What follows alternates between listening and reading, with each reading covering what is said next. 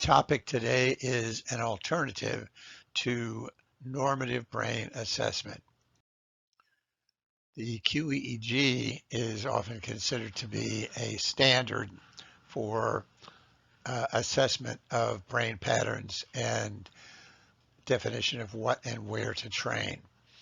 It uses a computerized fast Fourier transform to change analog waveform data from multiple sites into digital data, which shows for each frequency the various different amplitudes being produced. However, the data must be compared against a population database that's considered to be normative, of which there are a number available. It's useful for analysis of variance versus experiential subpopulations. It's good for research, essentially. But it assumes a normal distribution and a normal brain. So the Z-score measures, which are produced oftentimes from individual brains, which are being compared against the database, are of some questionable value, I'm going to argue today. The brain, as we know, especially more recently, it's a complex adaptive system. That is, there's no such thing as a normal brain. Every brain is idiosyncratic. Every brain is the brain that it has become based on its initial conditions, what life was like in the womb, what the birth process was like, what happened immediately after birth, and its experiences. So brains, like any other complex adaptive system, are not normally distributed. They're not linear or deterministic systems, so they don't necessarily work very well with databases. In fact, we aren't talking about pathologies when we talk about issues in a person's brain. We're talking about habits. Those are things which are encoded in the EEG patterns that drive mental experience. They are complex combinations of multiple subsystems. We know of many in the brain that are linked via feedback loops. They're adaptive and self-reinforcing, so they build themselves as they go along, and they're patterned, but they're unpredictable. Even if you know everything that the subsystems are doing, you can't really predict what the overall system is going to do. Finally, the brain produces homeostatic dynamical relationships. The linkages between all the parts are constantly changing, and therefore the brain is always making adjustments. But there is a stability to it, which is the homeostasis. There are a series of results of research that's been done, especially since the 1990s, which we could call relational markers. And these give us non-normative training guides. A researcher will take a subpopulation like anxious people and produce not a single client, but a subpopulation of those people with their own means and standard deviations. And then they can use analysis of variance to determine what patterns exist more often in that subgroup and rarely occur in the general population. These markers are actually not related to the normative database.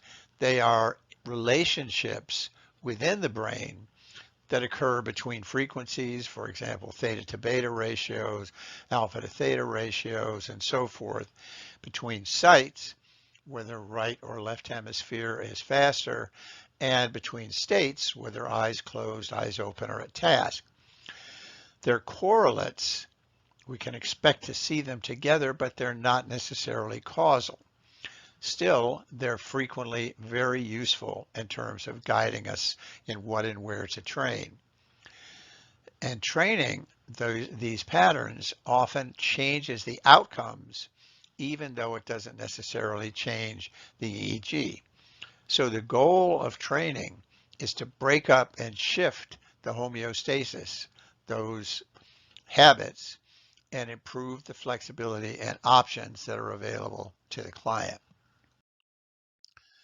The trainer's QEEG is a pattern-based assessment. So it records eyes closed, eyes open, and task data, all three, which most QEEGs don't, from 20 sites, the same ones that the 19-channel Q chooses. It uses the same hardware and software for both assessment and training, so it's very cost effective to use. And the whole process is performed on the same computer. Takes about 30 minutes to actually produce the results, the training plan. It artifacts the data and it identifies the patterns which are relative to the goals that the client has for training. It produces a 3 to 5 page written report on brain patterns, on the locations of them, and the related symptoms. And it provides multiple views of brain activation. For example, histograms page, maps page, tables, and so forth. And it looks at frequency patterns, connectivity patterns, variability, symmetry, and a variety of other things.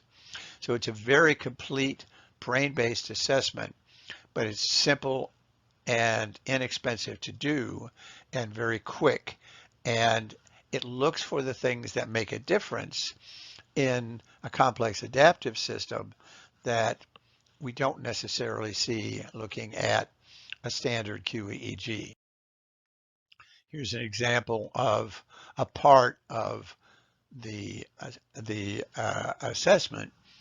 Here's an area on frequency patterns, and it shows a variety of different options of frequency patterns, where they exist, and what kind of symptoms they can correlate with. Those are the areas in red, and then there are descriptions of what those mean and where and why they're important in black. The trainer's Q also provides a whole brain training plan. That's a multivariate plan designed to adjust homeostasis. It doesn't give you one or two training approaches. It identifies multiple patterns that are related to a whole range of the training goals.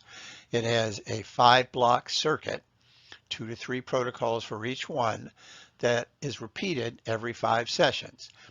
And it unwinds the homeostasis by training all the patterns.